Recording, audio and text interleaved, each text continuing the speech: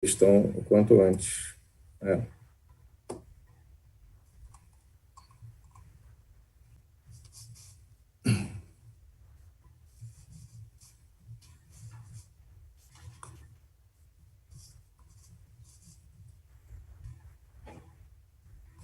Bom, acredito que tenhamos conseguido contornar aqui a questão técnica. Obrigado, Érica. Bom dia a todos. Todos me escutam? Bom, acredito que tenhamos conseguido contornar aqui a questão técnica. Obrigado, Érica. Bom dia a todos. Todos me escutam? Acredito que tenhamos conseguido... Sim, perfeito. Bom, daremos início agora, como anunciado, ao painel 4, o protagonismo das patentes em tempos de Covid-19. Em apertadíssima síntese, a ideia neste painel é utilizar o contexto provocado pela Covid-19 para debater a importância da inovação e das patentes. E a partir desse pano de fundo, o tema proposto por esse painel será analisado, será debatido sob 3 perspectivas complementares. Perspectiva 1, universidade, instituição de pesquisa, instituto de pesquisa. Perspectiva 2, empresa, setor produtivo.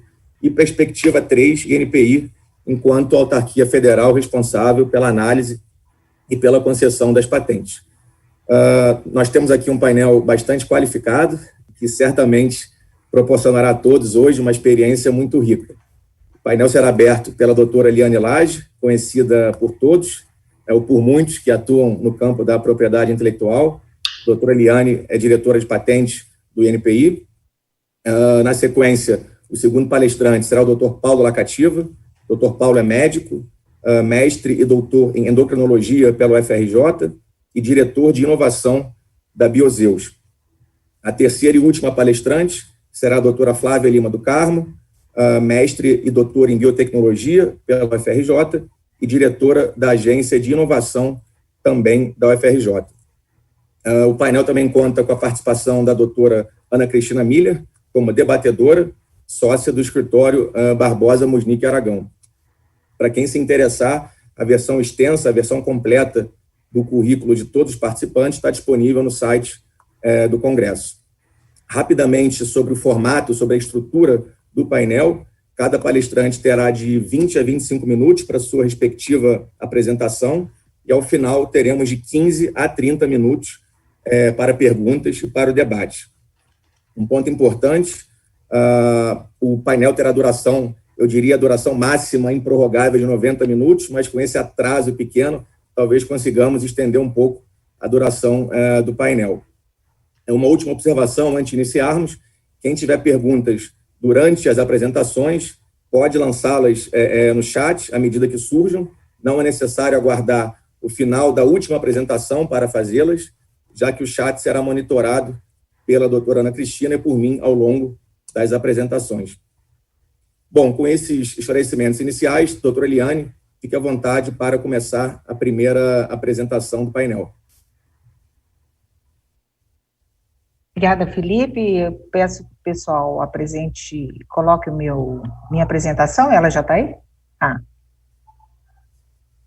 Está aqui. Só um minutinho, que eu não sei se eu já estou no controle, mas eu acho que sim. Agradeço a vocês, cumprimento a mesa, agradeço a BPI pela oportunidade de participar mais uma vez aqui desse painel, né? E também agradeço especialmente ao Luiz Edgar e ao Ricardo Vieira de Mello pela oportunidade que deram a um grande número de servidores do INPI para assistirem essas palestras. A palestra proposta, o protagonismo das patentes em tempos de Covid, me levou a reflexões, aliás, muito parecidas pelo que a Érica apresentou aqui, que vou compartilhar com vocês, mais do que uma análise específica de dados, como costumo fazer no meu papel de engenheira, né? Deixa eu ver se eu passo. Passei? Vocês estão enxergando? Sim. Sim, né? Então, eu apresento nesse gráfico aqui um efeito dominó, nesse slide. O ano de 2020, ele será lembrado, né, pelos efeitos de uma pandemia, cujo epicentro foi na China. mas que, como jogo de dominó, foi derrubando país a país, desembarcando no Brasil no pós-carnaval e revelando em uma de suas peças a fragilidade tecnológica e produtiva do Brasil. Assim como em muitos países, faltaram máscaras, respiradores, hospitais e todos os elementos necessários para o enfrentamento deste vírus altamente destruidor. Rompeu-se, então, na sociedade todos os modelos, tanto de vida quanto de organização trabalhista, enfim, o mundo mudou. E era preciso encontrar o fio da meada. Todos os órgãos do governo, bem como as entidades privadas, procuraram uma luz para se orientar. E aí que entra o INPI, né? Nos bastidores, o INPI trabalhou muito nessa guerra, e isso ninguém sabe. O INPI teve um papel desafiador para auxiliar o governo a identificar as empresas brasileiras que produziam equipamentos e acessórios necessários para enfrentar a pandemia. As informações contidas nas bases de patente auxiliaram na identificação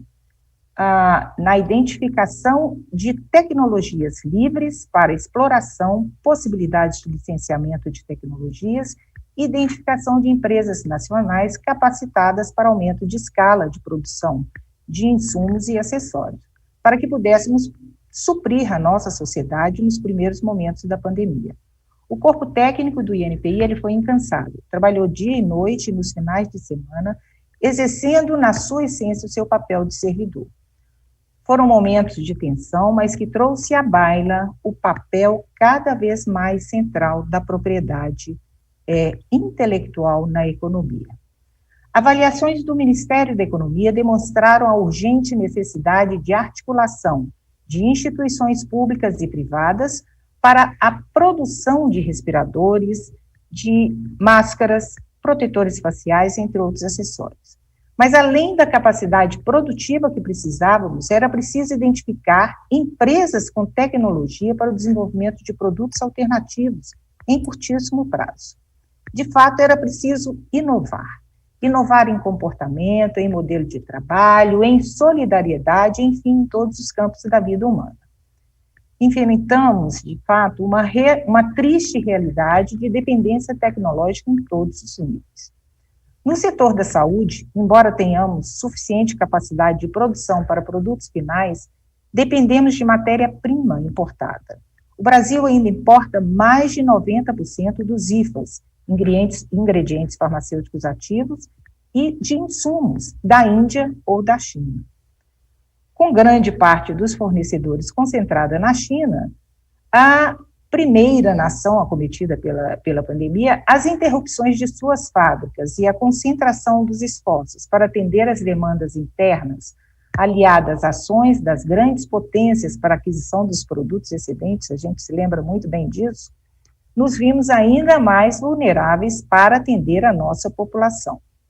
Assim, em mais uma ação estratégica do INPI, criou-se um observatório diário sobre o Covid, utilizando o maior ativo que o INPI possui, que são os profissionais altamente capacitados e competentes na análise de dados de um banco de patente para realizar um monitoramento sistemático e extensivo das iniciativas existentes no Brasil e no mundo, além de publicações de estudos específicos. A pesquisa das patentes relacionadas a vírus anteriores da mesma família auxiliou os grupos de pesquisas com informações úteis para o desenvolvimento de agentes terapêuticos e preventivos para a Covid-19.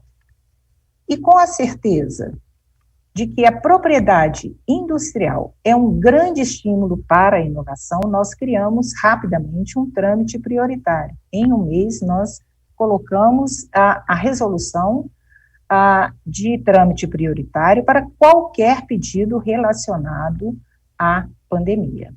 Os dados relativos aos pedidos com trâmite prioritários são publicados no site do INPI e atualizados semanalmente. Através de um dashboard, é possível interagir com esses dados e verificar onde estão sendo depositados os pedidos, de onde eles são, qual é a situação do trâmite, ou enfim, é possível acompanhar todos os movimentos dos pedidos prioritários.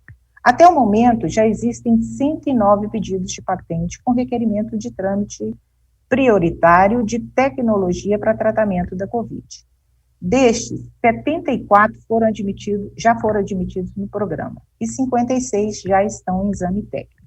7 já foram concedidos e 2 negados. Estamos falando isso num prazo muito curto, né? Podemos observar que a grande maioria dos requerimentos de pedidos com data de depósito em 2020, são 36 pedidos, e 42 do total de pedidos no trâmite prioritário são de depositantes brasileiros. Isso é possível ver no gráfico, a gente consegue identificar a origem, a situação de todos eles. Eu convido vocês a visitar o site do INPI e acompanhar os trâmites prioritários de todos os níveis. O INPI também atuou no exame prioritário de possíveis medicamentos para o tratamento da doença e auxiliou o Ministério da Saúde na identificação de todos os pedidos de patentes correlacionados aos principais princípios ativos em estudo. Nossos pesquisadores empreenderam esforços adicionais para a realização destes 63 exames prioritários. Todos esses movimentos foram coordenados e realizados já em home office. O INPI rapidamente entrou em home office. Em paralelo, intenso trabalho para a manutenção do funcionamento do INPI com alta produtividade. É um fato reconhecido por todos que o INPI não parou. O fato é que, em meio a essa tragédia, a propriedade industrial se despontou no país como um elemento estratégico para trilhar o caminho da independência tecnológica. Podemos observar que a pandemia não desacelerou a inovação. O desafio global da Covid estimulou um enorme esforço de inovação por parte de empresas, governos, universidades e indivíduos. As mudanças nos valores individuais e empresariais propiciaram a realização de inovações abertas, a criação de grandes equipes com objetivos únicos, ampliando a nossa percepção de que somos capazes de inovar. Tudo isso mostrou que o Brasil, de uma forma conjunta, poderia inovar e pode inovar. Abriu um outro conceito para o país. Entretanto, vencidos os primeiros momentos de enfrentamento, frente à urgência do desenvolvimento de uma vacina e de encontrarmos um medicamento seguro e eficaz, a humanidade ficou apreensiva e o medo se manifestou, evidentemente.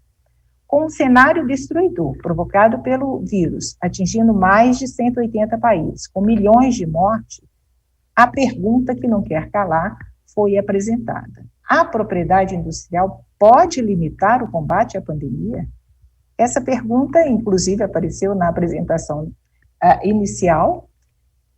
Ela realmente circula toda a sociedade, como vamos fazer com a vacina. O Covid-19 também tem nos mostrado que não é tão simples o desenvolvimento de um novo medicamento. Sonhamos com uma nova vacina todos os dias.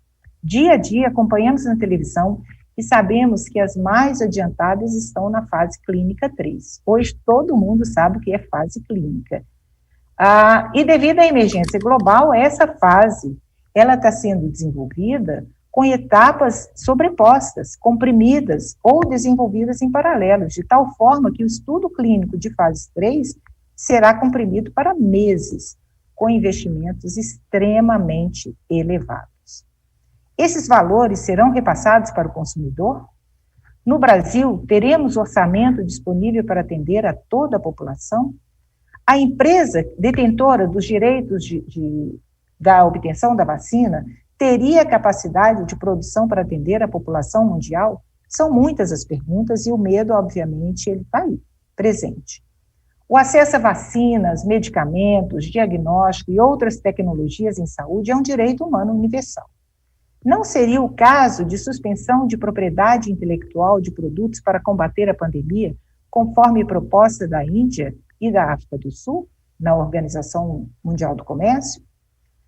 Todas essas incógnitas levaram, inclusive, o nosso legislativo e outros em vários países a proporem projetos de lei para licença compulsória, inclusive sob pedidos de patentes. Isso foi um fato novo. E patentes de remédios, vacinas ou testes contra a Covid, qualquer coisa relacionada ao Covid.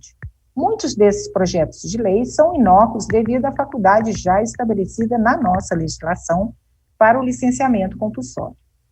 Mas, entretanto, embora facultado pela legislação, a licença compulsória, ou como o povo gosta de chamar de quebra de patente, ela traz no seu bojo um outro questionamento.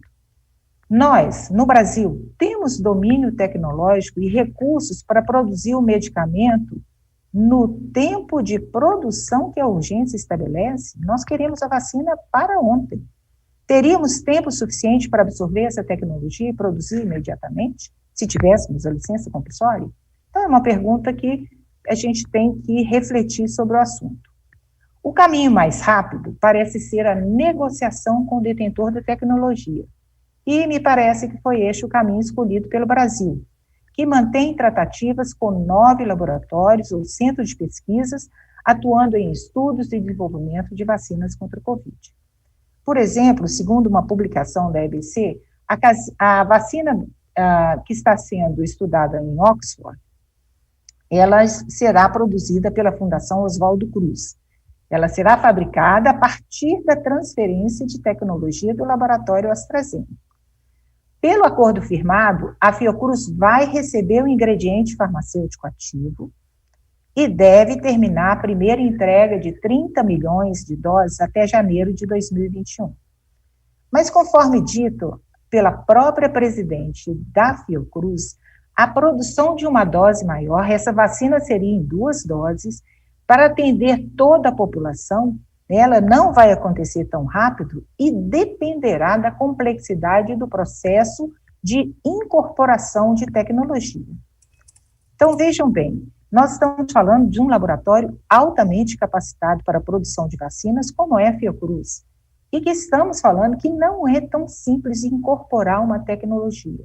Então, ao se falar em licença compulsória, nós temos que pensar também quais seriam os fatores para que nós tivéssemos condições de produzir tão rapidamente. Todos esses dados, todos esses questionamentos estão sendo apresentados aqui em cima da minha reflexão para que todos possamos refletir. Particularmente, eu tenho confiança no senso de responsabilidade das indústrias para agir em conjunto com governos e sistemas de saúde em todo o mundo. Algumas empresas, por questão humanitária, já estão até flexibilizando os seus direitos. Logo no início, a AbbVie liberou os direitos do Kaletra, que era um dos possíveis medicamentos para o tratamento do Covid. Assim como ela, outros casos estão ocorrendo. E provavelmente novas negociações vão ocorrer. Eu não acredito que empresas terão interesses tão lucrativos, né, tão financeiros no momento em que a humanidade está morrendo. Então, eu acho que haverá bom senso em toda essa negociação. É evidente que todas essas vacinas estão sendo protegidas por patentes, pois precisam atender seus interesses estratégicos. E tem muito conhecimento envolvido na produção dessas vacinas que serão usadas posteriormente para desenvolvimento de novos produtos. Entretanto, o fato de estarem sendo protegidas não significa necessariamente que impedirá o acesso da humanidade. Estamos vivenciando uma realidade diferente e certamente haverá uma solução diferente para esta realidade. Muitos me questionam se todos esses desenvolvimentos foram depositados. Como todos sabem, o sistema de patentes prevê 18 meses de sigilo. E, embora possa afirmar que houve depósito no mundo todo, eu não tenho dúvida disso, não temos acesso a esses dados. Nós fizemos alguns levantamentos em nossas bases, utilizando palavras-chave ou classificação. Os números encontrados nos dão um indício de que realmente está ocorrendo um movimento no sentido da inovação. Mas esses números estão superestimados, porque quando você procura, por exemplo, por palavra-chave, nós encontramos somente 122 pedidos nas nossas bases, conforme está aqui mostrado neste gráfico. O maior número em maio e abril, e depois um pouco menor. Mas o que acontece? Com o sigilo a gente não consegue identificar. E a palavra-chave, ela é utilizada para fazer buscas no título e no resumo. Então, é somente para demonstrar que o movimento inovativo está ocorrendo. Um outro exemplo,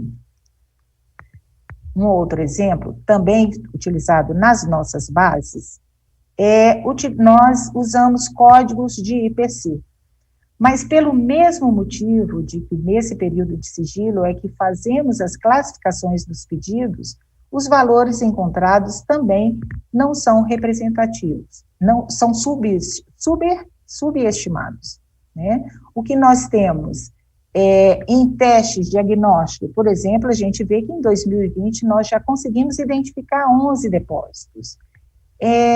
Para respiradores pulmonar, encontramos 13 depósitos, estamos falando na nossa base. E em 2020, para máscaras, encontramos 27 depósitos. E somente para confirmar que o período de sigilo impede acesso à informação, eu coloco um gráfico encontrado no site australiano, em que nós verificamos que o acesso só é possível até, basicamente, 2018, quando os pedidos já saíram de sigilo. Então, não conseguimos, neste momento, afirmar qual é o número de depósito, quanto houve de inovação, né, de depósitos de invenções, neste momento, né, caminhando para a inovação, por causa desse sigilo. Mas, para finalizar essa reflexão, eu diria que a propriedade intelectual está, de fato, sendo percebida como uma área estratégica para aumento da competitividade do país por meio da inovação. O Brasil se encontra em um momento de inflexão. Nós descemos e agora vamos subir.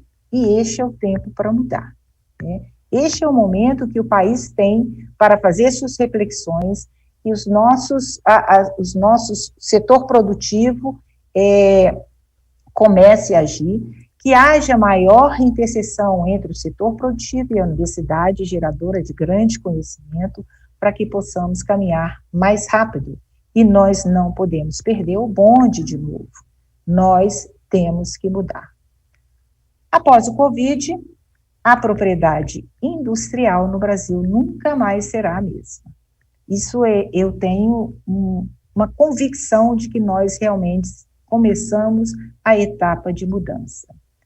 E vamos comemorar, ao final do ano, os 50 anos do INPI.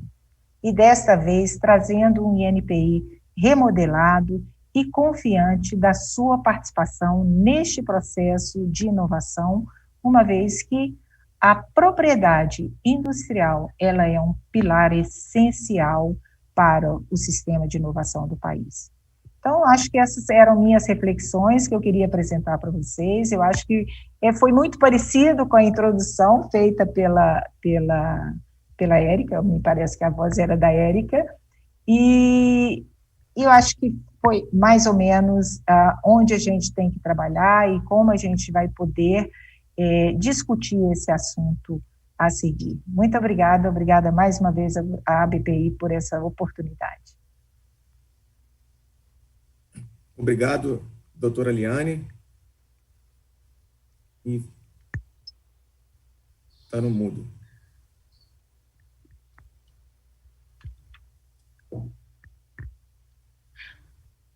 Cumpri meu tempo, hein, Felipe? Perfeito. Voltou agora. Obrigado, doutora Liane, excelente apresentação, muito informativa, e que também enseja reflexão sobre um aspecto relevante, né, conhecido, muito debatido, que é a defasagem tecnológica do Brasil em relação a países desenvolvidos. Tenho certeza de que teremos muitas perguntas ao final. Bom, seguindo o painel, doutor Paulo, fique à vontade para iniciar a segunda apresentação. Ok, esperando aqui colocarem o slide. Então, gostaria de agradecer, Felipe, você pelo convite, a BPI, a comissão organizadora, por estar apresentando. Só um minutinho, Paulo. Eu acredito que a transmissão não tenha se iniciado ainda, porque, para mim, ao menos, eu que apareço aqui na tela. Tá, fica aguardando você dar o ok. Tá certo. Pronto, pode iniciar. Ok. Então, eu vou falar... Meu nome é Paulo Locativo, vou falar um pouco da visão da nossa empresa, que é a Biozeus. Então, eu separei a minha apresentação em 3 partes. A primeira é explicar rapidamente a nossa empresa, para que os dados que eu seja apresentado sejam colocados sob a perspectiva correta a nossa perspectiva, né? E segundo, eu vou apresentar um pouco a análise que a gente fez das patentes, não é apenas de Covid, mas as patentes de uma forma geral, que a gente encontrou nas universidades brasileiras. E em terceiro, eu vou mostrar alguns casos que a gente tem, em que ele fica ilustrando o impacto, então, da patente na nossa área de desenvolvimento de novos fármacos, na área de biotecnologia. Então, a primeira parte é sobre a empresa. A Biozeus é uma empresa que ela foi criada por um fundo de capital de risco. É o único fundo que investe exclusivamente em ciências da vida, e isso é importante para vocês entenderem que a gente tem vários acionistas, a gente tem que pensar no investidor, né, que está colocando dinheiro na nossa empresa. Esse fundo ele tentou achar empresas de biotecnologia naquela época para investir. Pela falta deles, eles decidiram então criar a Biozeus, entendendo que havia essa lacuna entre o que os professores descobriam nas universidades e o retorno à sociedade, né? Realmente um remédio na prateleira para dar esse retorno dessa ciência que é produzida na universidade. Então, a Biozeus foi criada com essa missão, de a gente permitir que o que está sendo descoberto na universidade se torne um fármaco para dar esse retorno para a sociedade. A ideia é ter um remédio que seja descoberto por brasileiros, desenvolvido por brasileiros e para o mundo. Então, a nossa ideia não é comercializar o remédio, né? Então, no final, ali, depois que a gente prova que o remédio funciona, depois de fazer todas as fases clínicas, a ideia é entregar isso para uma indústria farmacêutica para que ela comercialize, né? A gente, então, se posiciona como um desenvolvedor de novos fármacos. Então, em relação às ações, a nossa primeira ação são essas parcerias que a gente faz com as universidades. Eu rodei o Brasil inteiro, falando com as diversas universidades aí que tinham um escopo de desenvolvimento de novos fármacos. A nossa captação ela é constante de novos projetos, e a gente chega a ter uma parceria com mais de 60 institutos aqui. A UFRJ é um grande parceiro nosso, né? A gente já teve vários projetos com eles, inclusive licenciados. E, então, numa segunda fase, a gente analisa esses projetos em todas, eu chamo uma análise 360 graus internamente, porque a gente avalia todos os princípios que necessitam um projeto ter para ele ser desenvolvido, entre eles, análise patentária. Tá? Então, a gente tem mais de 700 projetos, especificamente na área de desenvolvimento de novos fármacos. Se eu contar qualquer projeto que a gente recebeu, chega a mais de 3 mil. E a gente, então, recebe esse projeto e a gente desenvolve, né, pela gente mesmo, e tentando, então, diminuir o risco, aumentar esse valor desse ativo, e no final, a gente tem que fazer uma parceria para a empresa farmacêutica, então, comercializar. Então, entendendo quem a gente vou começar a apresentar os primeiros dados. São dados frutos de uma tese de um dos nossos analistas que a gente teve aqui na Biozeus, o Caio França, e em que a gente avaliou os projetos que a gente recebia. Então, a razão por a gente recusar esse projeto, mais da metade deles foi a questão patentária. Tá? E o que a gente analisa nessa questão patentária? 40% deles, a gente tem uma ausência aí eles não foram internacionalizados, e como a proposta da Biozeus a gente produzir para o mundo global, de cara que a gente não pode aceitar. 25% é porque a patente já está antiga, né, já tem um período de exclusividade já reduzido. Um quarto também, a gente entendia que ele não trazia novidade, essa patente ela não seria deferida. 18% um escopo limitado, 10% ele já tinha uma publicação prévia, a patente o que dificultava, e em 4% um written opinion desfavorável, demonstrando então que seria difícil da gente obter essa patente. Então, vocês veem o peso da patente para que a gente possa pegar esse projeto, né, da universidade e conseguir desenvolver. E a gente tem casos assim, de projetos extremamente interessantes. A gente tem um caso que era um composto que ele conseguia prevenir doença autoimune, era 100% dos estudos clínicos de prevenção, só que ele tinha um problema de patente, patente com uma redação limitada e sem PCT. A gente tentou bypassar isso, tentando fazer novos dados, mas a gente não foi bem sucedido. Então, como a gente deixa aí boas tecnologias no caminho por causa da questão patentária. E quando vem essa discussão da patente ser necessária ou não, eu acho que eu vou tentar responder nos próximos slides com a experiência que a gente tem. Então, esse é um projeto artrite reumatoide, ele vem da biodiversidade brasileira, é um composto que ele consegue inibir a inflamação sem causar a imunossupressão, sem diminuir a defesa dos pacientes. Ele tem um mecanismo de ação que é único. Ele é a única medicação que consegue fazer a ação dessa forma. Então, quando a gente viu esse projeto, a gente entendeu que a gente poderia posicionar ele para evitar que a artrite reumatoide, que é uma doença que faz uma grande degeneração nas articulações, pudesse progredir. E o Brasil hoje gasta muito dinheiro com biológico. E esse remédio ele poderia evitar que as pessoas tomassem biológicos ou postergar o seu uso.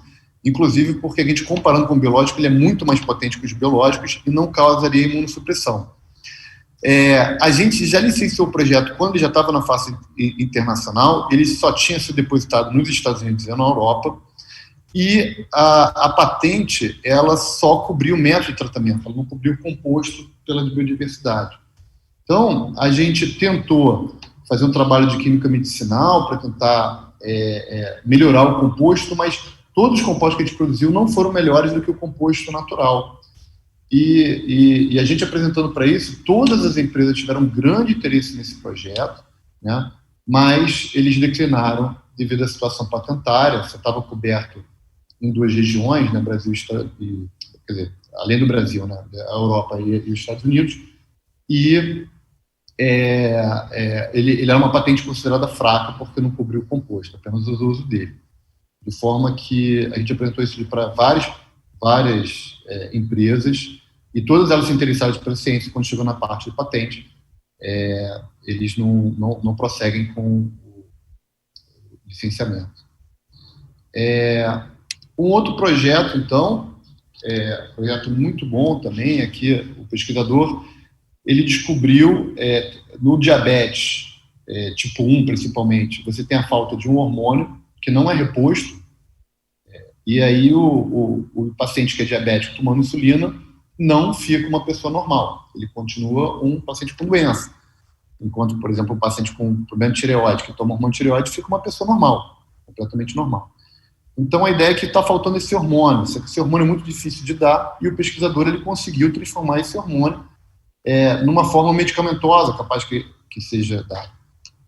A gente entrou nesse projeto antes do PCT, então aqui a diferença, né, que a gente conseguiu colocar em muitos mais países, e a gente, entendendo aqui a necessidade médica, a gente entendeu que se a gente juntasse ele com a insulina e desse os 2 hormônios numa única injeção, isso poderia aumentar o valor do projeto. Isso deu certo, então isso gerou uma segunda patente, e um produtor de insulina internacional se interessou nesse projeto, e então a gente assinou um acordo de cooperação. A gente desenvolveria o nosso hormônio, ele estava desenvolvendo a insulina dele, e a gente juntaria para apresentar.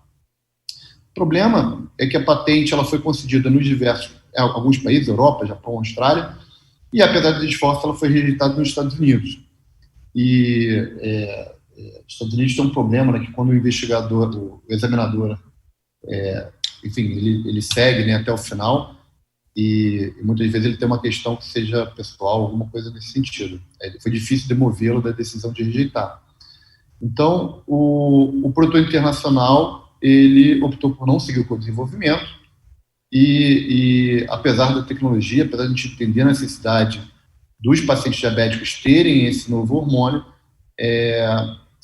os acionistas entenderam que a luta nos Estados Unidos seria muito difícil, a gente já teria que ir para brigar já na esfera judicial, então eles optaram pela possibilidade de a gente não obter, e pela incerteza de a gente obter a patente nos Estados Unidos, demoraria muito, optaram então por não seguir com o desenvolvimento, infelizmente, então, duas tecnologias excelentes que eu mostro para vocês que não foram à frente por causa dos problemas patentados. E agora, esse projeto que a gente tem pulmonar, que é uma substância que ele é capaz de fazer uma broncodilatação, fazer uma vasodilatação, ele então, no paciente que tem COVID, o paciente com COVID, ele desenvolve uma doença pulmonar que faz com que ele tenha falta de ar e seja obrigado a ser colocado no tubo. E essa medicação, então, evitaria que ele fosse colocado no tubo, ou caso ele já fosse entubado, ela conseguiria reduzir o tempo em que ele ficaria no tubo, facilitando a extubação dele. Então, esse projeto ele começou com uma primeira patente que ela foi depositada no Brasil, depois no PCT, e quase todos os países depositados foi concedida, mas o que foi concedido primeiro era uma medicação que não agia no pulmão. Então, a gente fez aqui um trabalho de química medicinal, testamos 160 compostos, né, e pegamos um modelo pulmonar e a gente conseguiu 7 desses projetos terem essa ação extraordinária, anti-inflamatória e causar bronquodilatação e vasodilatação, que favoreceria pacientes, por exemplo, com o COVID. Então, eles servem para outras doenças pulmonares também, quer dizer, cada um deles com a sua característica de formulação. Então, em relação à característica patentária, a gente começou depois da primeira patente no SPTO e depois no PCT.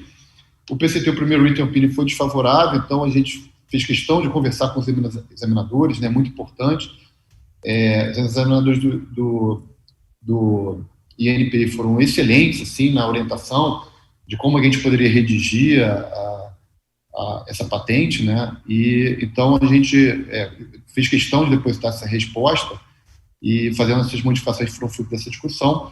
Inclusive, a gente pegou essa orientação que a gente recebeu aí dos examinadores do INPI, levamos para a SPTO e agora a patente já recebeu o Notice of Allowance, né, nos Estados Unidos.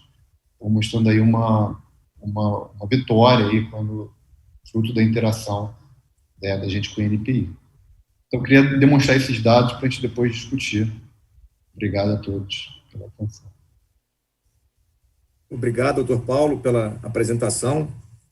Excelente. É sempre interessante conhecermos um pouco sobre essa relação entre empresas privadas e institutos de pesquisa, né, e universidades, nesse caso com foco no segmento farmacêutico. É bastante interessante entendermos um pouco sobre como funciona essa seleção de projetos, né, os motivos de eventuais recusas. É realmente muito interessante a apresentação. Doutora Flávia, fique à vontade agora para iniciar a terceira e última apresentação do painel.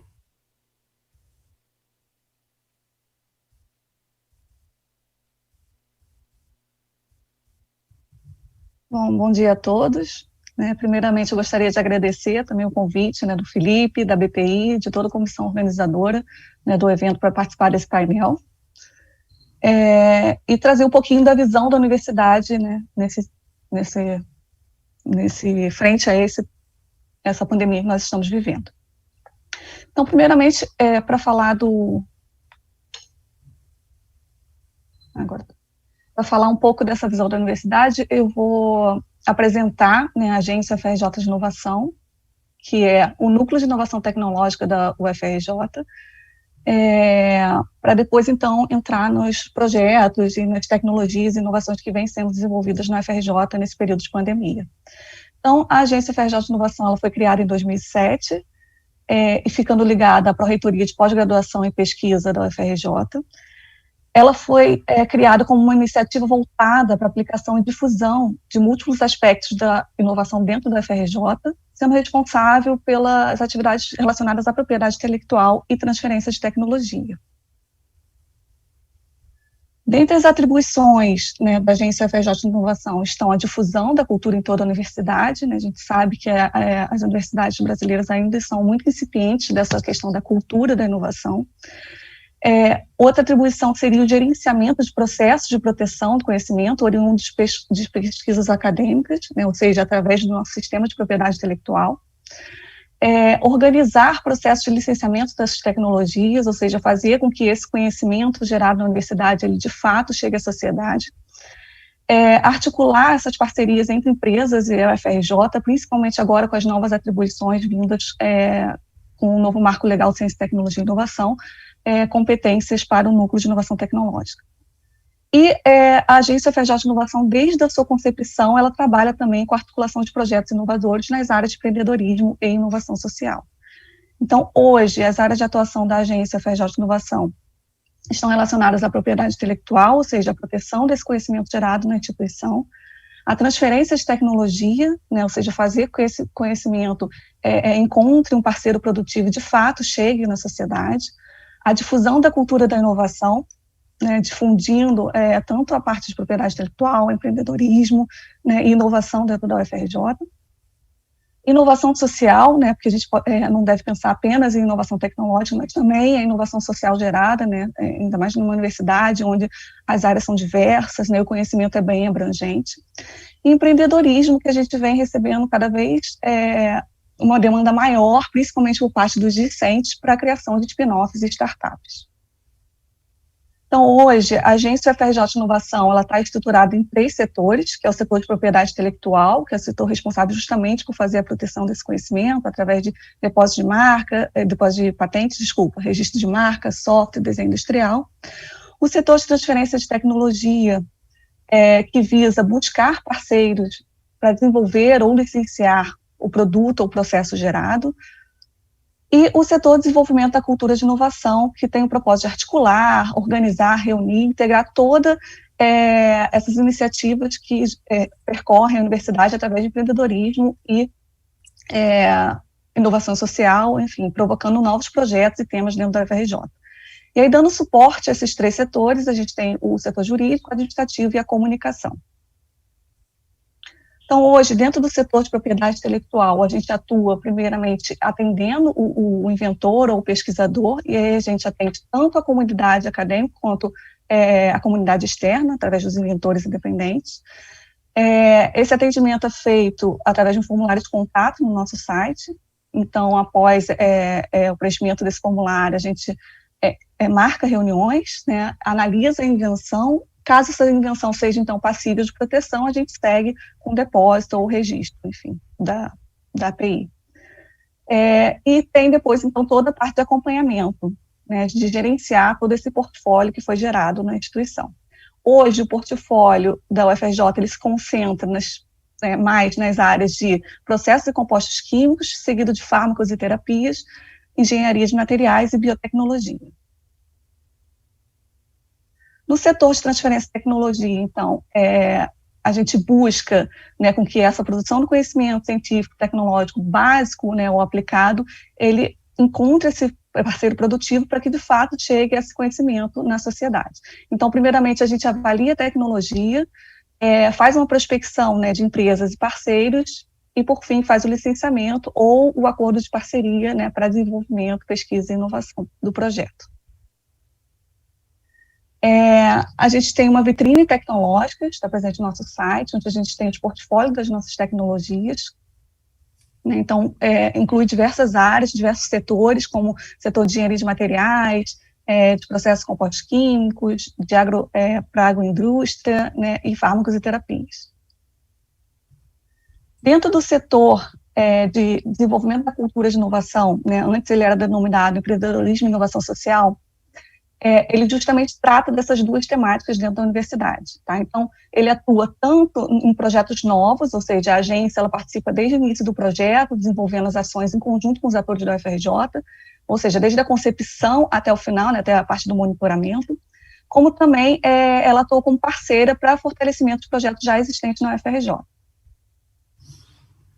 Então, dentro desse setor, então, a gente tem ainda as atividades voltadas para essa disseminação da cultura, da propriedade intelectual e empreendedorismo dentro da universidade, né, através de realização de cursos, oficinas, palestras e ofertas de disciplinas também em graduação e pós-graduação. Dentro desse cenário, né, da pandemia, a agência, né, como núcleo de inovação tecnológica, ela atuou fazendo o mapeamento das iniciativas dentro da UFRJ, em conjunto com a Pró-Reitoria de Pós-Graduação e Pesquisa, mapeando os laboratórios e todos os projetos que estavam sendo desenvolvidos, né, para o enfrentamento dessa pandemia. Então, eu trouxe alguns exemplos, né, foram 130 projetos, né, que se subdividiram em outros subprojetos, mas basicamente 130 laboratórios trabalhando especificamente com projetos voltados para a Covid-19. Então, a gente tem uma gama de projetos muito grande, projetos que são voltados desde a parte inicial, né, para busca de tratamento, né, busca de alvos para tratar o Covid-19, né, como, por exemplo, estudo da quimioteca, né, de um laboratório do LASBio, que é um laboratório dentro do Instituto de Ciências Biomédicas, né, no CCS, triagem de fármacos e extratos de origem natural, ou seja, então, desde projetos grandes que buscam, né, esses alvos e novos ativos para o tratamento, como estudos voltados, por exemplo, para o monitoramento, né, do vírus, da disseminação do vírus, busca de biosensores, utilização de bioinformática também para estudar o comportamento do vírus, desculpa. E também projetos que estão voltados para o combate à linha de frente, como foi, por exemplo, a produção de álcool, né, sanitizante, a produção de EPIs, né, que são os equipamentos de proteção individuais utilizados nesse enfrentamento inicial. Além disso, temos também vários projetos voltados para a inovação social, né, eu coloquei aqui um exemplo, que é o projeto desenvolvido pelo Núcleo de Estudo em Políticas Públicas em Direitos Humanos, que é a Estratégia para a Prevenção da Covid nas Favelas. Então, dentre esses projetos, eu trouxe alguns, né, que ganharam destaque, né, com relação ao desenvolvimento das tecnologias. Esse foi o soro anti-SARS-CoV-2, que foi, inclusive, protegido, né, foi feito um depósito de patentes. Foi um projeto em parceria com pesquisadores da UFRJ e do IVB, em que eles produziram esse soro, né, a partir de equinos imunizados com a proteína S. Essa proteína S é uma proteína S recombinante, né, do coronavírus, que foi produzida num laboratório na COP, tá, no Programa de Pós-Graduação em Pesquisa e Engenharia. E essa proteína, ela apresentou anticorpos neutralizantes até 50 vezes mais potentes contra o novo coronavírus do que o plasma de pessoas que contraíram a Covid-19. Tá, então, esse projeto foi bem interessante, ele foi bem divulgado na mídia, né, vem sendo divulgado desde agosto, setembro, enfim, na mídia, quando foi feito, então, a proteção dessa tecnologia. Outra tecnologia interessante, e aí essa é um pouco peculiar, porque ela foi desenvolvida antes da pandemia, né, por um aluno da Escola de Belas Artes, em que ele desenvolveu uma fechadura para portas da passagem acionada pelo pé, né, mas ela recebeu notoriedade, né, nós recebemos bastante demanda, né, agora, no período de Covid, já que ela é uma inovação que pode auxiliar, né, na acessibilidade e higiene nesses tempos de pandemia. Tá? Então, ela também foi bastante noticiada, tá, e difundida para a sociedade. Outra tecnologia também que foi desenvolvida pela UFRJ foi o nosso ventilador pulmonar, né, que foi apelidado de VexCor. Esse projeto ele visava o desenvolvimento de um ventilador pulmonar microcontrolado, né, de exceção, destinado à ventilação de suporte de pacientes com manifestações respiratórias graves da Covid-19.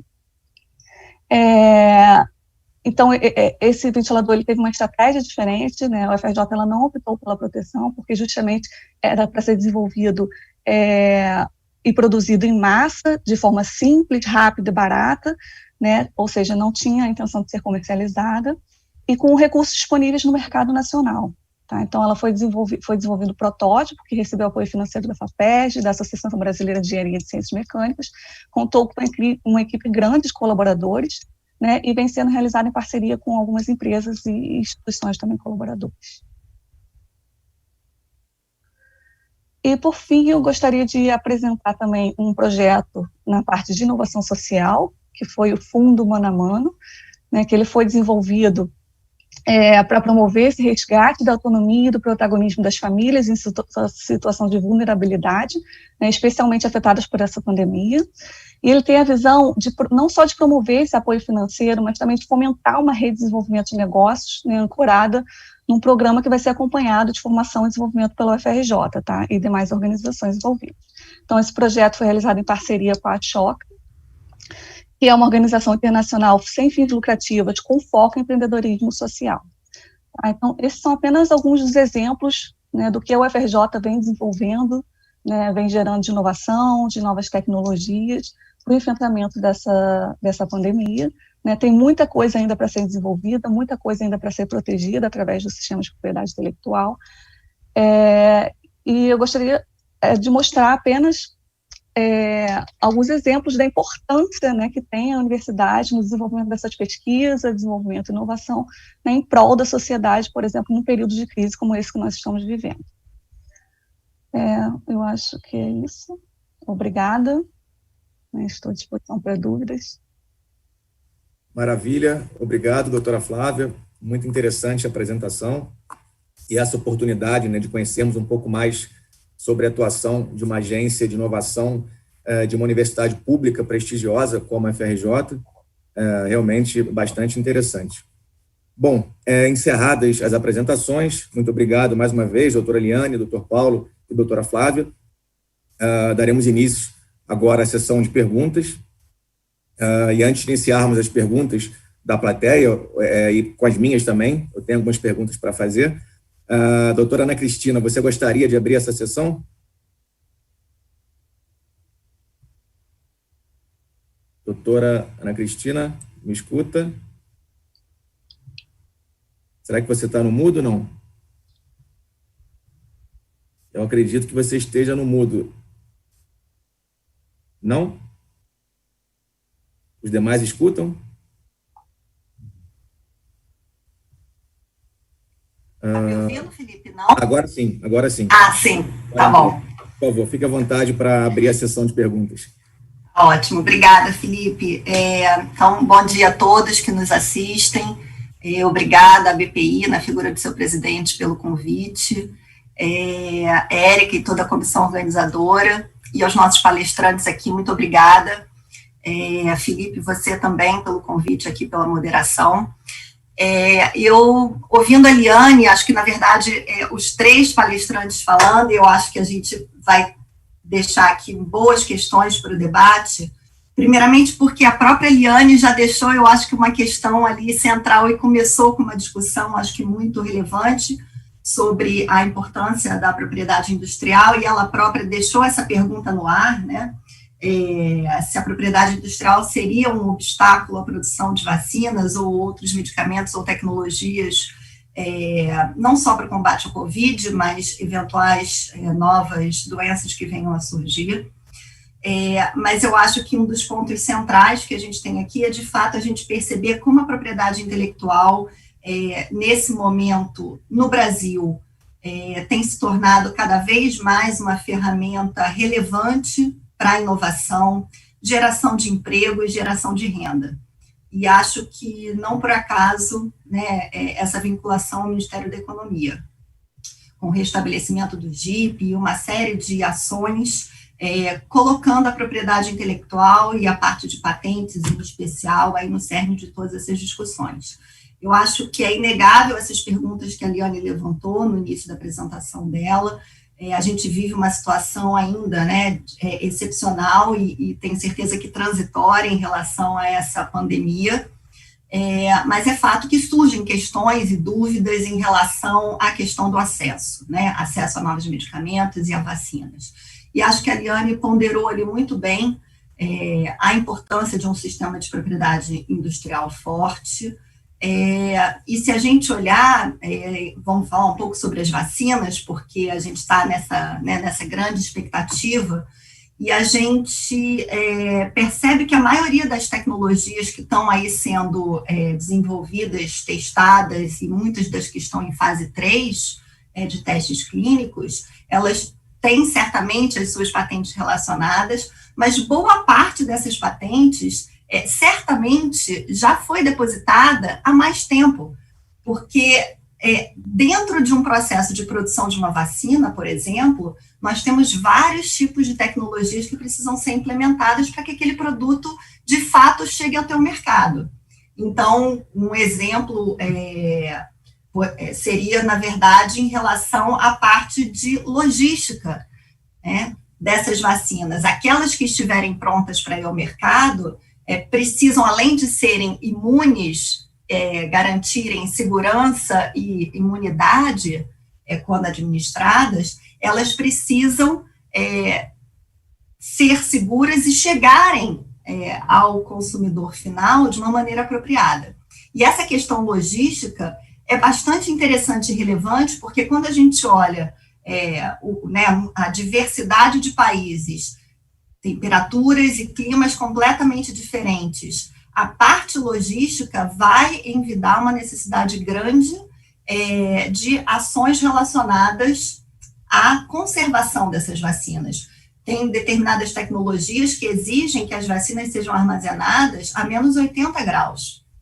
Então, como é que a gente cria oportunidades do ponto de vista logístico, do ponto de vista do armazenamento dessas vacinas em condições apropriadas? Tudo isso demanda um esforço, né? Demanda um esforço em termos de investimento, em termos de cientistas e de profissionais que estão ali debruçados sobre aquela tecnologia, e no final do dia, as empresas que optam por correr esse risco financeiro inicial, elas esperam uma remuneração por isso, né?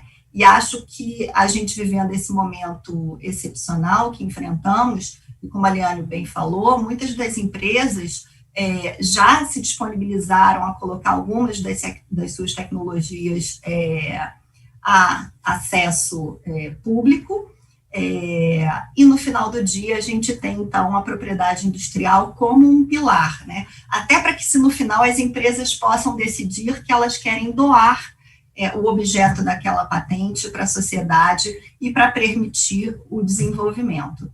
Então, eu acho que a gente tem esse primeiro pilar da propriedade intelectual como um elemento chave e relevante.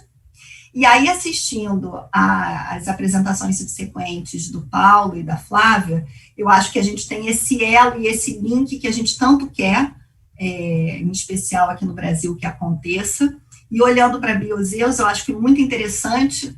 E aí, Paulo, a minha pergunta para você falou um pouco, eu acho, do fato de vocês serem controlados por um fundo de investimento, e eu acho isso incrível, eu dou os parabéns, porque eu acho que a gente precisa, de fato, né, de empresas de capital de risco, venture capital, aportando dinheiro no desenvolvimento dessas tecnologias, que a gente sabe que muitas vezes estão numa fase muito incipiente da pesquisa, porque, de fato, é isso, esse é o papel da universidade.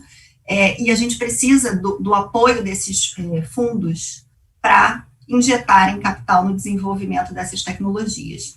E aí você colocou um slide bem interessante em que você fala das razões para a recusa dos projetos, né, que 46% teriam sido negados ou rejeitados pelo fundo, porque não teriam PCT, e 18% em escopo limitado.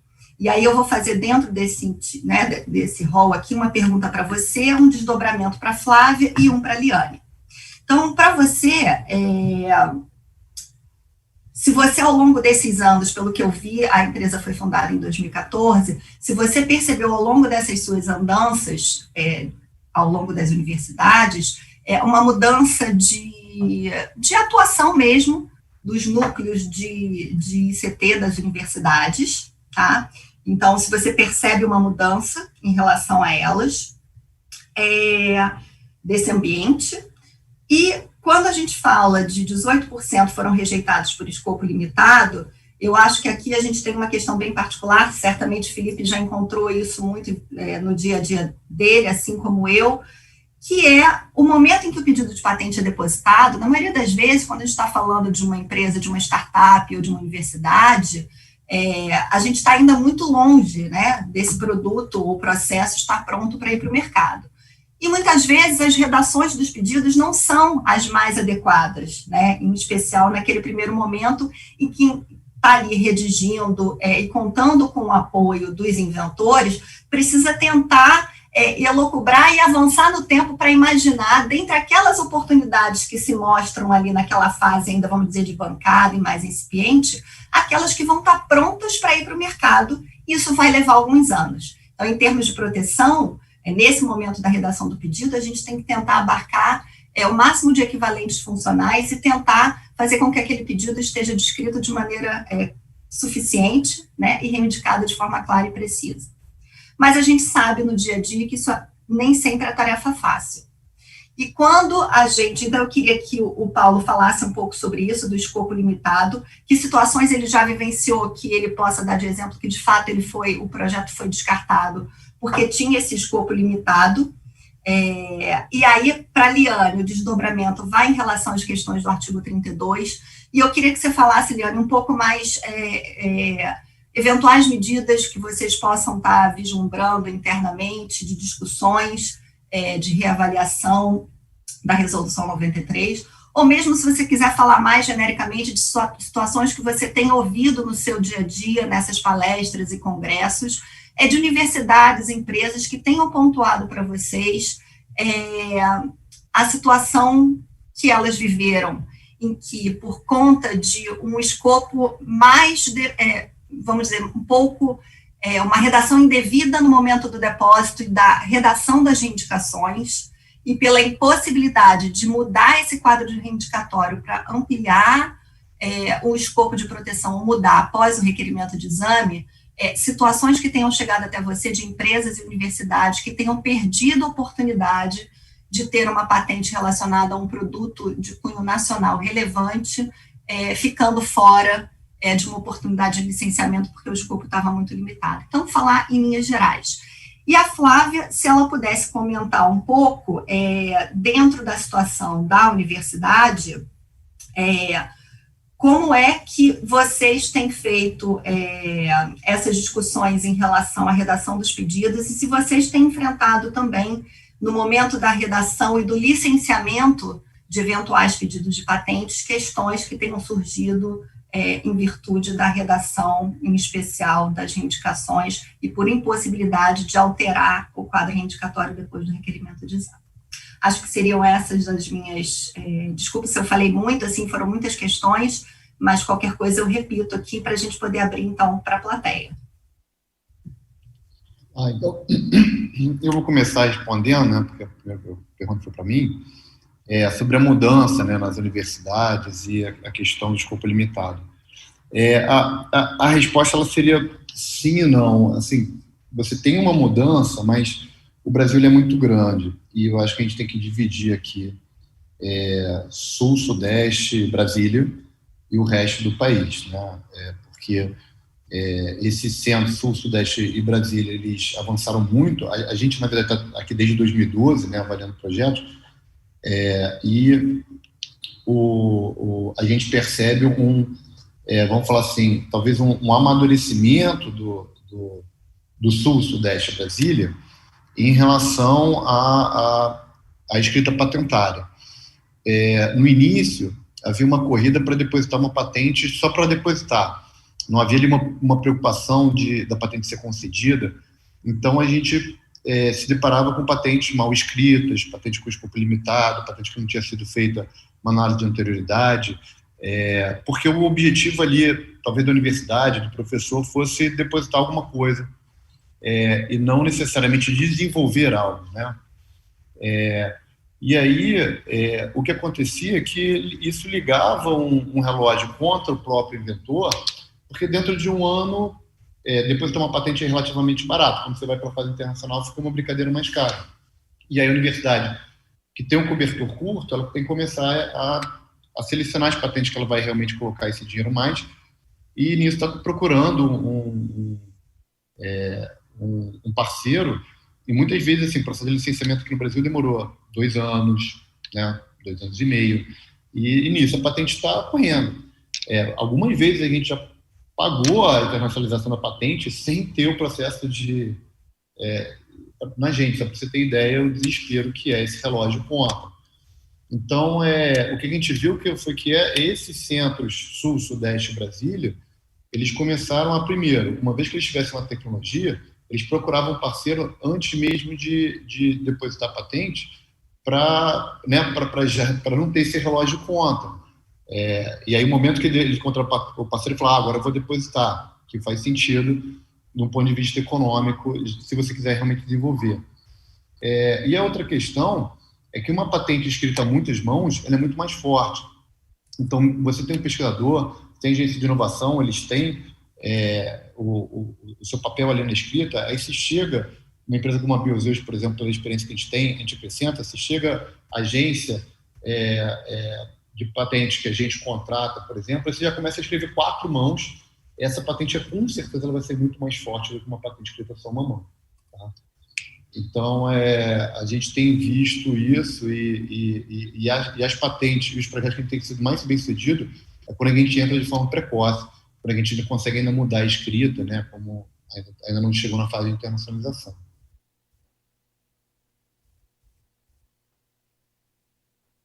Ótimo. Obrigada, Paulo. Depois a gente vai abrir para a plateia, depois eu tenho algumas outras perguntas, Felipe certamente tem também, se der tempo a gente avança em mais algumas questões aqui com você, com certeza vão ser bem interessantes. Flávia, quer falar primeiro ou falo eu? Posso falar, porque vai, né, okay. Vai em conta de tudo que o Paulo já falou um pouco, principalmente nessa corrida contra o tempo, né? A gente sabe que na universidade, né, os pesquisadores eles são cobrados por produções, né? Então, só há pouco tempo que os órgãos de fomento passaram a pontuar, no caso, um depósito de patente, né, depósito ou concessão de patente. Então, tem essa corrida contra o tempo dos pesquisadores terem que publicar para conseguir, né, os seus projetos, orientações de alunos, os alunos têm que defender, né, mestrado, doutorado. Então, isso gera realmente essa discrepância, né, entre a quantidade de produção científica gerada com a quantidade de, por exemplo, de patentes, né, geradas dentro de uma universidade, por exemplo. Nós já, sim, tivemos casos em que a patente ela estava mal redida, né, e a gente acabou perdendo força na negociação, mas deu tudo certo porque a gente acabou negociando o know-how. Então, hoje, a gente está negociando muito também o know-how dos pesquisadores, ao invés da API em si. Né?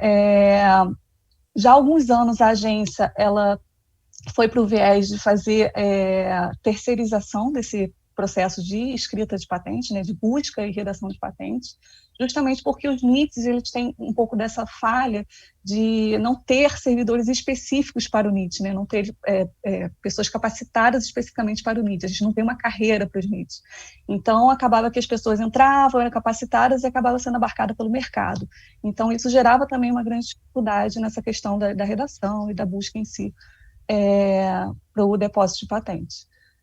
E aí, há alguns anos, a agência vem atuando nessa questão de terceirizar o serviço, e isso vem melhorando bastante na parte de se ter uma patente forte para negociar com o setor produtivo, né, com as empresas. É basicamente isso.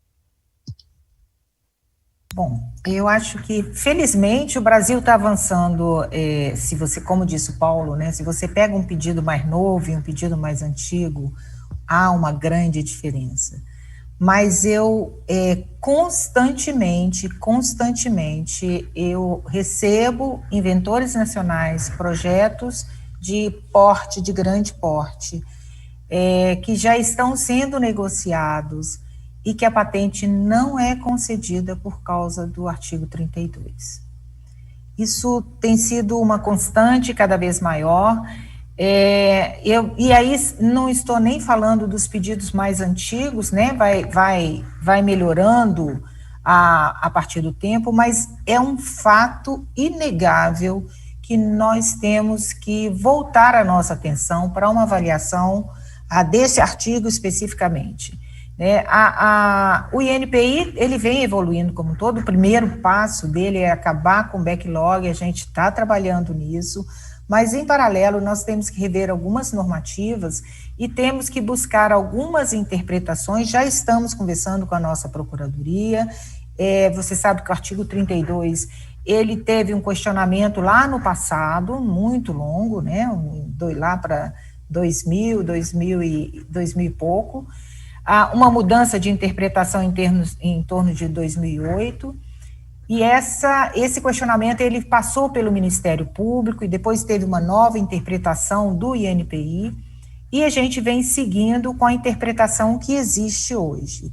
Essa interpretação é uma interpretação que dificulta a nossa análise, dificulta o nosso trabalho, mas pior ainda é que ela é muito impactante para o inventor. Eu tive recentemente no Japão e em uma empresa o que eles me falaram foi que por causa do artigo 32, alguns pedidos deles ficaram tão dilapidados que eles não protegiam mais a invenção e eles não tinham mais interesse naquele depósito no Brasil e se preocupavam muito com a continuidade do interesse em depositar aqui no Brasil. Então, o fato é que nós evoluímos, o país evoluiu, como eu disse, a gente está entrando nos 50 anos do INPI, nós temos que evoluir na nossa interpretação, o país está entrando na era da inovação que nós queremos muito, e queremos muito que a propriedade industrial possa, de fato, exercer o seu papel de pilar nesse sistema de inovação, e dentre vários outros aspectos que a gente tem para discutir, nós estamos iniciando uma discussão do artigo 32, temos um grupo de estudo sobre esse, até chama atenção que aqui na BPI vai ter um painel específico sobre o artigo 32, quer dizer, realmente já entrou no assunto do momento, e esse é um aspecto da propriedade intelectual no Brasil, do industrial no Brasil, que nós, de fato, teremos que fazer um avanço. Né? Nós teremos que estudar e teremos que discutir isso do termo jurídico, na interpretação jurídica, e, se for o caso, até na proposta de modificação da legislação. Então, está na pauta, mas ainda não conseguimos avançar como deveríamos, porque está faltando um pouquinho de braço, mas eu creio que muito breve a gente vai trazer para a sociedade, nós traremos para a sociedade, esta é uma proposta do INPI, que todas as nossas discussões sejam levadas à sociedade, para que a sociedade avalie qual é a interpretação que lhe interessa, tá? Não sei se te respondeu, mas é basicamente isso. A Adriana, no painel, pode dizer muita coisa sobre tudo que temos estudado sobre o assunto. Obrigado, doutora Liane, pela resposta. Ana Cristina, pelas considerações, pelas reflexões. Doutor Paulo e doutora Flávia também pelas respostas. Nós temos ainda cerca de 20 minutos para perguntas e para o debate, é um tempo ainda razoável. Eu gostaria, antes de também fazer uma pergunta rápida para a doutora Flávia, uma pergunta objetiva, né? A pergunta será ampla, na verdade, o tema é complexo, mas pode tentar limitar o alcance da sua resposta. O Brasil, de um lado, o Brasil é a nona economia do mundo, né, como todos sabem, e de outro lado, ele está apenas no 62º lugar no Índice Global de Inovação. Sob a ótica de uma instituição pública, né, de uma instituição de pesquisa pública, que é um pilar essencial no ambiente de inovação, a que você atribui essa discrepância? De um lado, nona economia do mundo, de outro lado, 62º lugar no Índice Global de Inovação. Eu acho que a gente tem que ainda criar essa cultura de inovação, né, no Brasil, que eu acho que é essencial, né, em outros países a gente viu que essa cultura, né, desde o início, né, ela é essencial. Hoje, a gente tem vários exemplos que a pessoa sai da universidade, sai formada e não sabe, né, o que é um sistema de propriedade intelectual, não sabe o que é inovação em si, né? Então, eu acho que uma das causas de a gente estar lá abaixo dessa questão de inovação é isso, é a questão da disseminação da cultura.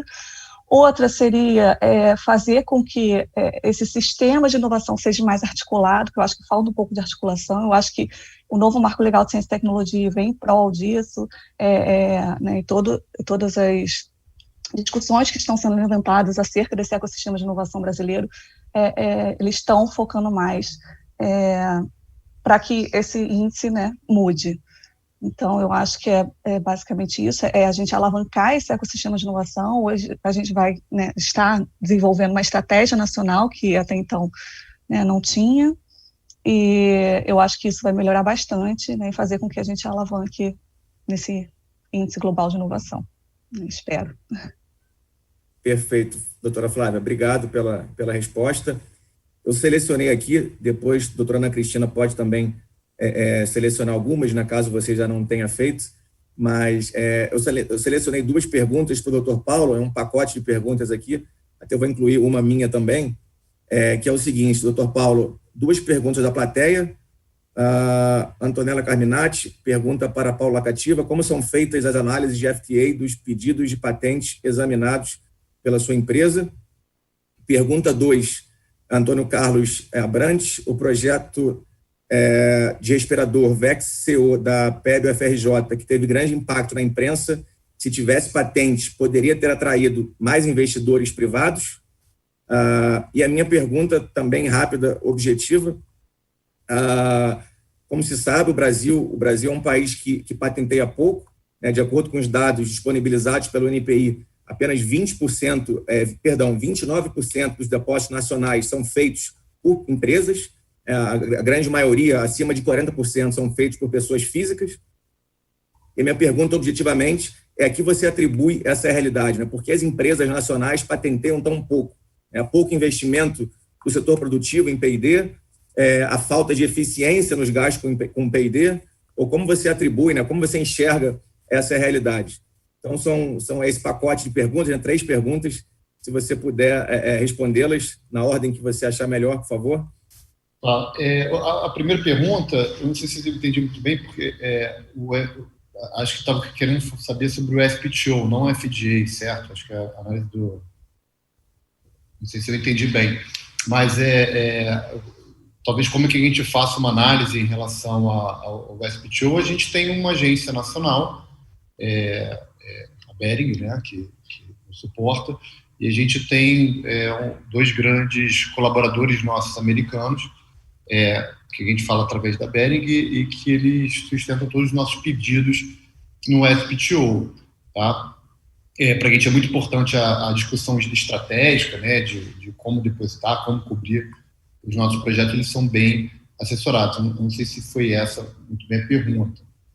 Em relação à segunda pergunta, assim, quando a gente está falando com o investidor, o investidor ele precisa de regras claras, ele precisa entender qual o custo daquilo, quanto tempo vai levar e qual o retorno. Então, se você traz uma insegurança ao investidor, ele não vai colocar o dinheiro dele. Tá? E a gente está falando, especificamente na minha área, estou falando de uma coisa que custa 10 a 30 milhões de dólares para ser colocado no mercado durante 10 anos. Então, na área de fármaco. Então, se você for procurar um investidor para colocar esse dinheiro, você não vai encontrar se ele tiver uma insegurança no sentido de, vamos perguntar, e se no momento que você colocar no mercado, depois de você passar 10 anos desenvolvendo, chegar alguém e imitar, qual é a proteção que você tem quando você pensa que você vai imitar? Se você não tem, ele não vai topar esse custo. Minha área não é dispositivo, né? Você está falando de um dispositivo, a pergunta sobre dispositivo, mas para ter investidor, você tem que ter as regras claras e esses dados muito bem estabelecidos. Se não tiver qualquer tipo de insegurança, ele não vai colocar o dinheiro. E sobre a questão de baixa patentabilidade aqui no Brasil, de novo, eu vou me restringir à minha área, Eu concordo com a Flávia, a questão da cultura, e isso vem mudando. Assim, a gente tem 2 tipos de professores que depositam patente. O que está iniciando, que já vem com uma nova cabeça, e o que está se aposentando, que fala, olha, eu não quero ter mais um artigo, eu quero fazer uma diferença. Então, a gente tem... enfim, o professor não precisaria esperar se aposentar para querer fazer uma diferença na sociedade, né? Eu acho que... então, tem essa questão da ideologia local, vamos falar assim, mas isso acontece em todos os países. O que acontece aqui no país, que é diferente dos outros, eu acho que é a falta de um caso de sucesso dentro da nossa área. No momento que a gente tiver um caso de sucesso que um brasileiro né, fez uma patente, a gente desenvolveu e ela chegou no mundo, esse caso de sucesso, então, vai fazer com que outros grupos se interessem em seguir esse caminho. Então, o pioneirismo da Biozeus tem um preço, né? Isso é muito difícil, mas eu acredito que se a gente for bem cedido, a gente abre esse caminho. E é nisso que a gente acredita para melhorar o ambiente. Tá? E o terceiro ponto de baixa patentabilidade é realmente você precisaria ter um ambiente melhor de investimento, né? Hoje em dia a gente conta com investimento muito de governo e a gente tem muito pouco investimento privado, né, para conseguir importar. Né? Nesses anos, para vocês terem uma ideia, a gente imaginava que a gente ia contar com BNDES, ia contar com vários tipos de investimento, né, FINEP, FAPERJ, e, na verdade, mesmo né, devido à crise, isso teve uma escassez muito grande. Então, a falta de dinheiro dá pouco estímulo para você patentear. Né? Perfeito, doutor Paulo. Obrigado pelas considerações. Felipe, eu posso te interromper aqui? Porque chegou uma pergunta aqui para mim e eu gostaria de aproveitar e falar para todo mundo. Claro. Sobre a reunião de examinadores com o requerente, que o Paulo falou, que foi muito bem atendido. O INPI sempre atende, sempre. Essa reunião, normalmente, ela é solicitada via Fale Conosco e ela pode ocorrer, sim, com os examinadores, com os chefes, para discutir os pedidos. Às vezes, essa solicitação, ela chega, por exemplo, para a diretoria de patentes, depois que já houve a decisão de um pedido.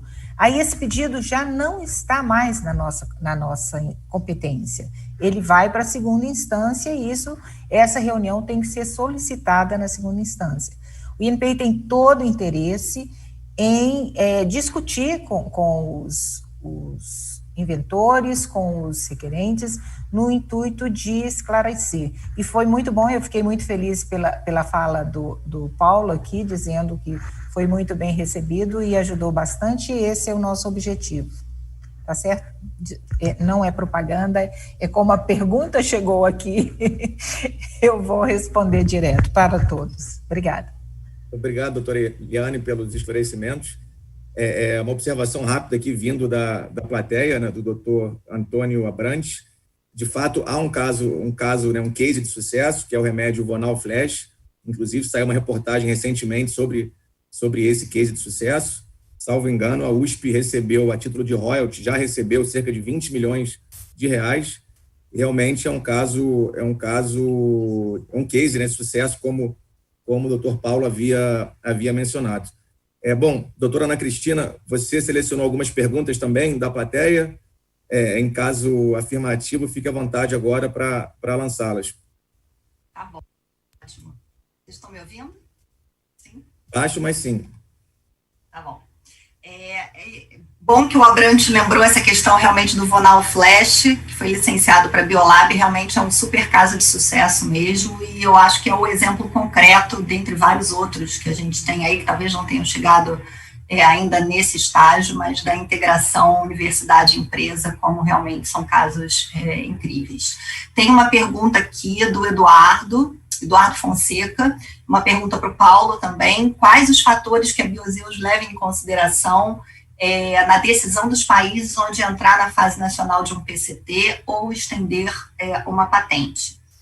E Paulo, também, se eu puder complementar, a pergunta do Antonella, na verdade acabou saindo FTA, mas era FTO. se vocês fazem análise de liberdade de exploração quando vocês estão fazendo análise de um eventual projeto, se vocês chegam até essa fase, ou se vocês ficam mais no foco da patenteabilidade em si, né? Identificar chances de proteção para aquele desenvolvimento no qual vocês vão aportar, ou se vocês olham também para a fase mais adiante da comercialização, pensando que a empresa para quem vocês vão licenciar provavelmente no futuro vai querer saber sobre isso também. Então, acho que são essas duas questões, esse esclarecimento sobre a pergunta da Antonella e essa pergunta do Eduardo Fonseca em relação ao que vocês levam em consideração na decisão dos países onde entrar com fase nacional de um PCT ou depositar pedidos via Convenção de Paris em outros países. Olha, a gente fica na análise da patenteabilidade mesmo, tá? no SPTO. E em relação aos países, uma pergunta interessante a gente determina por diversos fatores, né? O primeiro que a gente faz é onde há uma maior necessidade médica. Por exemplo, a nossa patente de glaucoma, a gente optou por depositar em diversos países asiáticos, porque lá tem uma incidência maior, né? Segundo, a gente leva em consideração enfim, obviamente, Estados Unidos, Europa e Japão são, né, os clássicos, são os maiores mercados do mundo, então você considera ali. E aí a gente também analisa um pouco a geografia, quando você pega um mapa, assim, desenho, e fala assim, se eu proteger aqui, não tem como deixar um país que está no meio de fora, né, porque aí o país pode proteger e vender para o outro lado. Então, você acaba fazendo uma análise meio geográfica ali, mesmo em relação a isso. E obviamente, é onde, enfim, se você tem grupos fortes de desenvolvedores, vamos falar assim, você está protegendo uma insulina, por exemplo, aí você teria que colocar na Índia, porque a Índia é o maior produtor um dos maiores produtores de insulina no mundo. Então, quando você tem grupos fortes que teriam mais interesse na tecnologia, a gente também depositaria nesses países.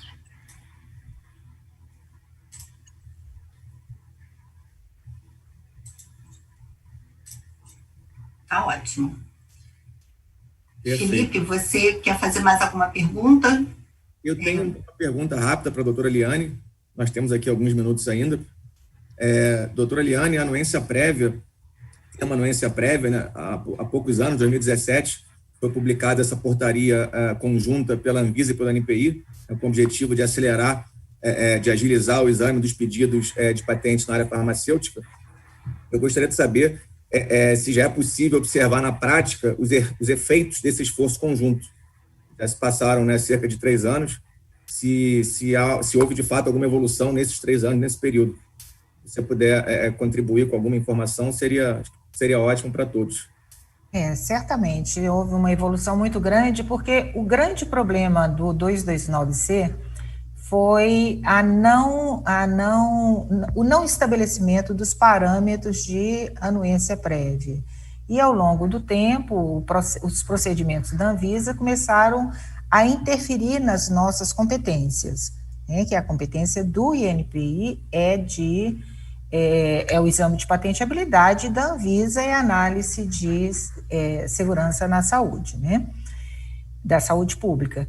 Então, ao longo desses anos todos, nós tivemos muitos problemas devido às competências e houve um atraso muito grande. A partir de 2017, com a portaria conjunta, ficou muito claro, já estava estabelecido até pelo próprio parecer do Procurador-Geral da União, mas a Anvisa, de fato, ela não seguia o parecer.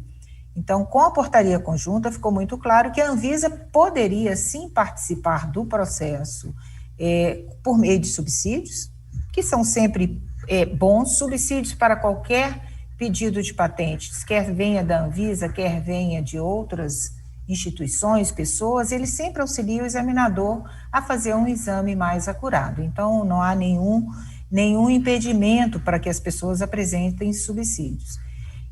Mas a competência do INPI e da Anvisa ficou muito bem estabelecida. O que acontece que agora o 229C, da forma que está atuando, nós conseguimos caminhar melhor, mas ainda assim há um trabalho inócuo executado pela Anvisa, que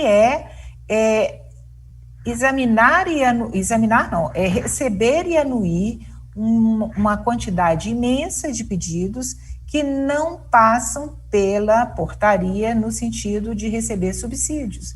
Então, a gente tem que mandar tudo para lá, eles verificam se cai dentro da portaria em termos do artigo para a elaboração de subsídios. Caso não haja, não é prejudicial à saúde, não é um produto proibido, né? E aí eles devolvem anuído. Então, é um trabalho completamente inócuo e que tem que ser repensado. E, uma vez respeitadas as competências e receber os subsídios da Anvisa, é sempre bem-vindo.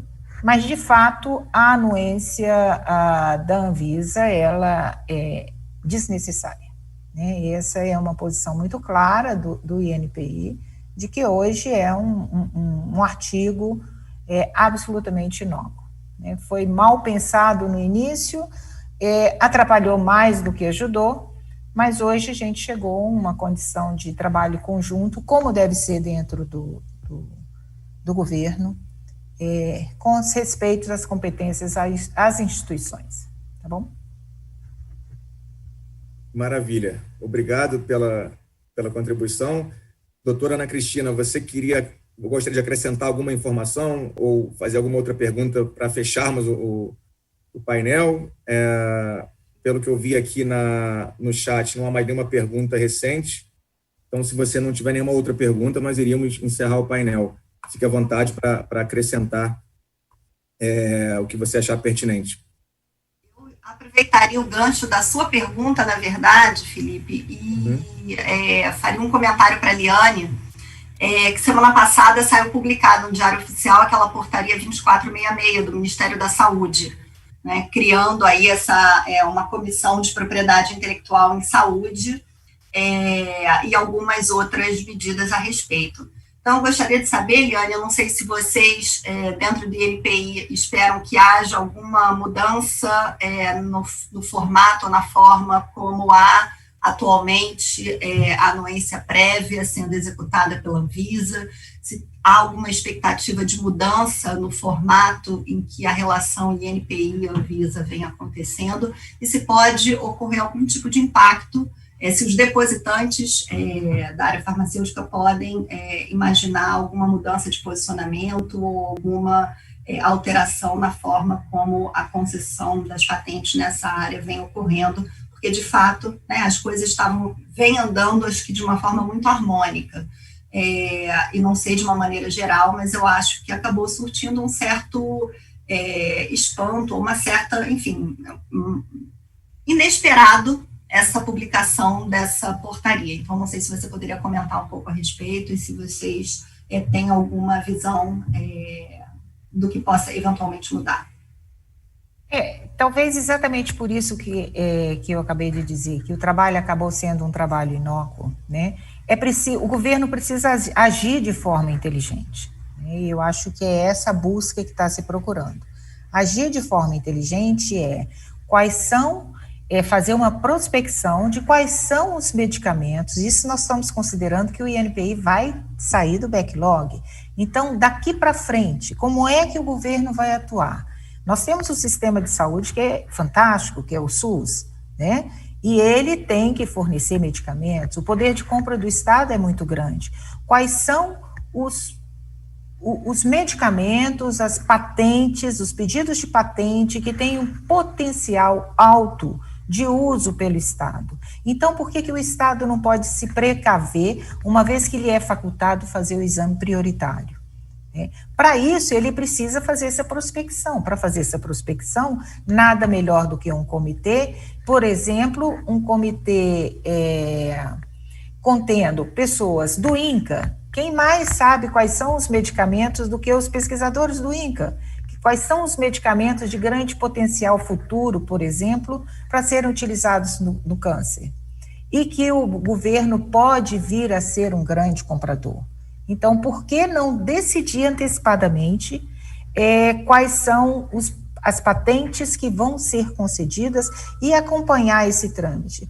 Então, eu entendi, não posso lhe responder por eles, pela criação do comitê, mas eu entendo que houve um movimento inteligente no sentido de, sim, precisamos de um comitê, que não necessariamente é uma anuência, no sentido de impedir, de negar. Precisamos de um comitê inteligente para analisar, prospectar e definir quais são os medicamentos de importância para o SUS, para que possa ser solicitado um exame prioritário.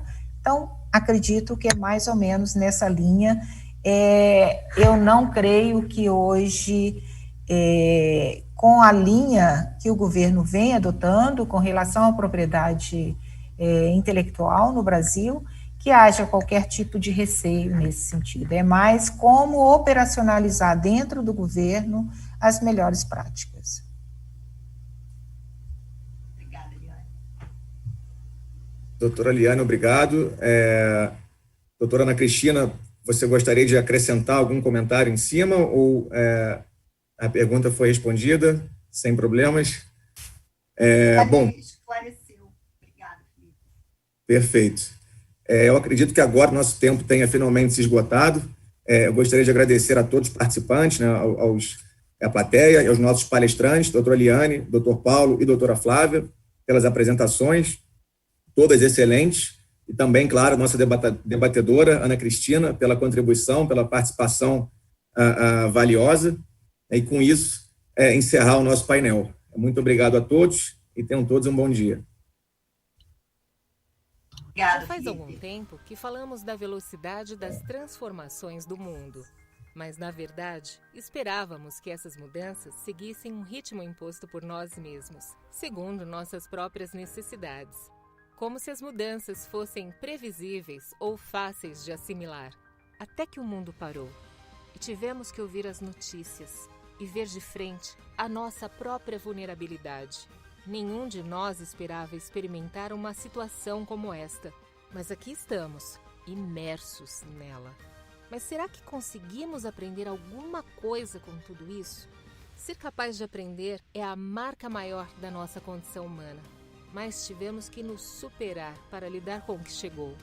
E agora ficou patente o que é verdadeiramente importante para nós. Entendemos que fazemos parte de um grande ecossistema e que cada um depende dos demais. O desafio é aprender juntos os novos caminhos da transformação digital. Fazer diferença com inovação, empatia e coragem. É com esse espírito que a equipe da LD Soft está aqui pronta para ajudar você a fazer cada vez mais pelo seu cliente, oferecendo meios para você trabalhar com mais produtividade e eficiência, mesmo nas condições inesperadas do trabalho totalmente remoto. Nossas ferramentas oferecem aquilo que você precisa para dar atenção a tudo que realmente importa e que só você pode fazer. Assim, ter tempo para oferecer ao seu cliente os resultados de excelência que ele sabe que vai receber de você.